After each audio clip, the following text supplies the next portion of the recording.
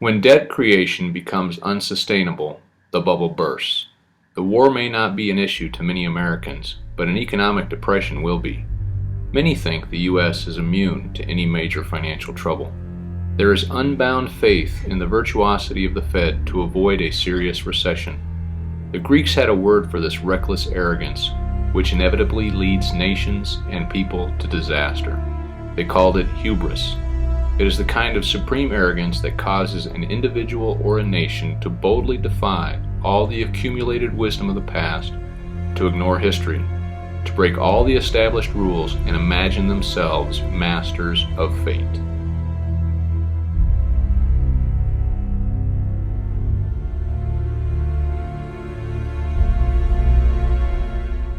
World stock markets plummeted on Monday, the worst drop since the World Trade Center attack in 2001. The global economic meltdown is fueled by worries of a possible worldwide recession, spurred by weaknesses in the U.S. economy. In what some are calling a panic move, the U.S. Federal Reserve slashed interest rates by 3/4 of a point, the largest rate cut since 1982. It may have temporarily stopped the bleeding, but questions still remain about an economy that, as President Bush put it, is facing some challenges.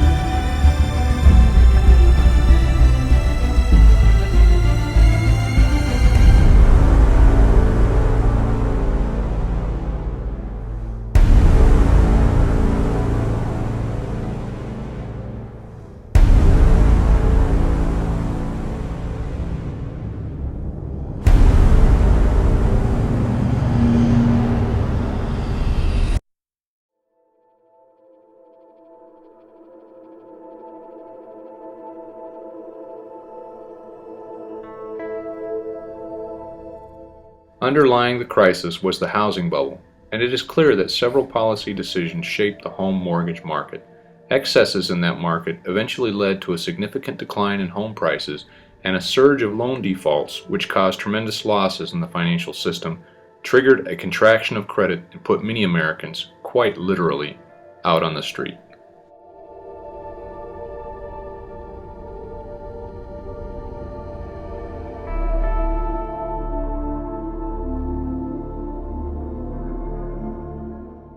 In 2009, the Permanent Subcommittee on Investigations looked into what caused the financial meltdown of 2008.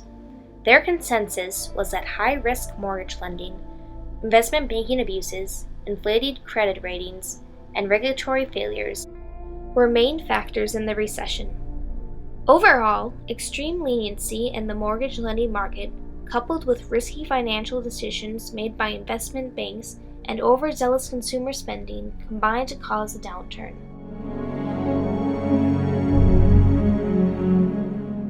In the 1990s, one of the large policy issues of the time was housing availability. During the Clinton administration, the president ordered that the Department of Housing and Urban Development work with dozens of leaders in government as well as in the housing industry to implement the National Homeownership Strategy. This policy was made to allow more access to housing for the American populace, so each family could follow the American dream of owning a home. Their policies worked to develop low-income housing. However, providing home loans to more people also became a focus, in an effort to allow more people to become homeowners. To meet this goal, requirements for taking out mortgage loans were relaxed. Overall, this gave more people access to loans, especially those considered lower income. This placed more people in the housing market, causing home construction to speed up and housing prices to increase. This created a housing bubble in the American market, in which high demand for homes caused the housing prices to rise artificially.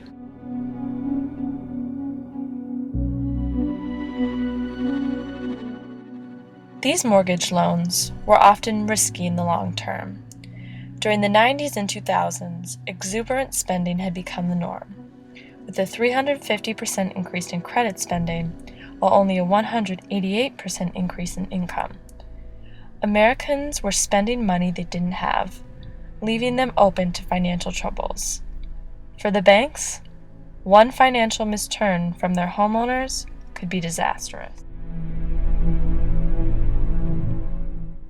With billions of dollars worth of mortgage loans given in America, many investment banks began to buy mortgages from one client and sell them to another for profit. This involved the creation of complex financial tools. Investment banks would bundle the mortgages they bought into CDOs, collateralized debt obligations, and then would sell off these products for hefty returns. In total, investment banks such as Goldman Sachs and Deutsche Bank made over $1.4 trillion in CDO securities from 2004 to 2008 alone. Here's a brief explanation of CDOs for those of us who don't work at Goldman Sachs. A family wants a house, so they save for a down payment and contact a mortgage broker. The mortgage broker connects the family to a lender who gives them a mortgage. The broker makes a nice commission. The family buys a house and becomes homeowners. This is great for them because housing prices have been rising practically forever. Everything works out nicely.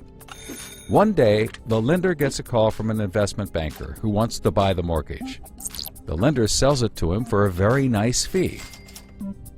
The investment banker then borrows millions of dollars and buys thousands more mortgages and puts them into a nice little box.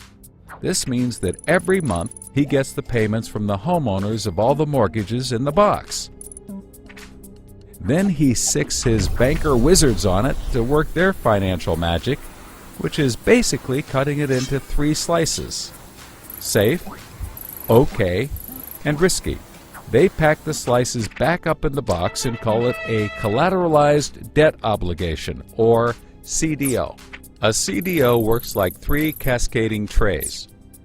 As money comes in, the top tray fills first, then spills over into the middle, and whatever is left into the bottom. The money comes from homeowners paying off their mortgages. If some owners don't pay and default on their mortgage, less money comes in and the bottom tray may not get filled. This makes the bottom tray riskier and the top tray safer. To compensate for the higher risk, the bottom tray receives a higher rate of return, while the top receives a lower, but still nice return. To make the top even safer, banks will insure it for a small fee called a credit default swap. The banks do all of this work so that credit rating agencies will stamp the top slice as a safe, AAA rated investment, the highest, safest rating there is. The OK slice is BBB, still pretty good, and they don't bother to rate the risky slice. Because of the AAA rating, the investment banker can sell the safe slice to the investors who only want safe investments. He sells the OK slice to other bankers, and the risky slices to hedge funds and other risk takers.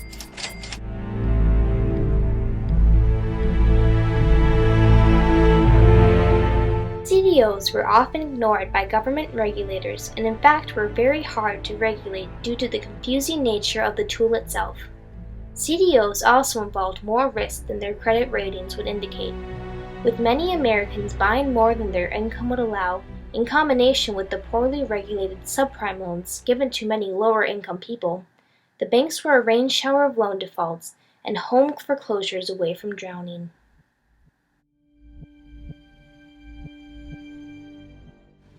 Investment banks use the high concentration of mortgage loans in the American market to create financial tools for profit. One example of one of these tools are CDOs.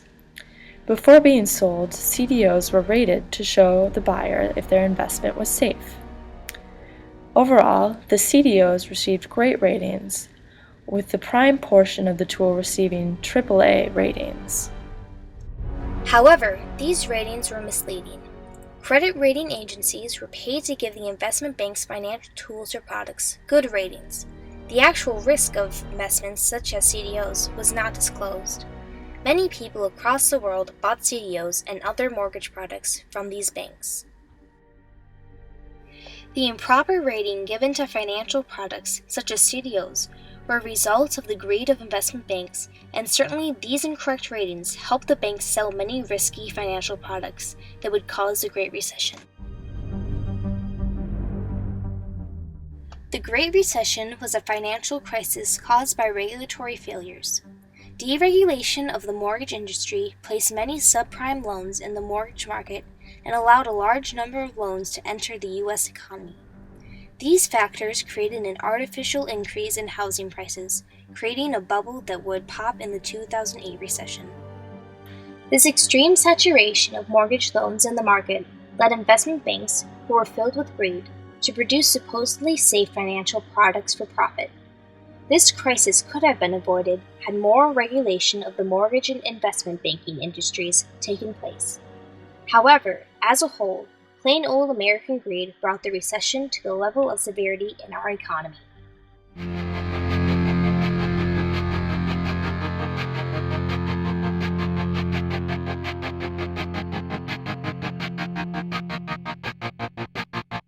I walk alone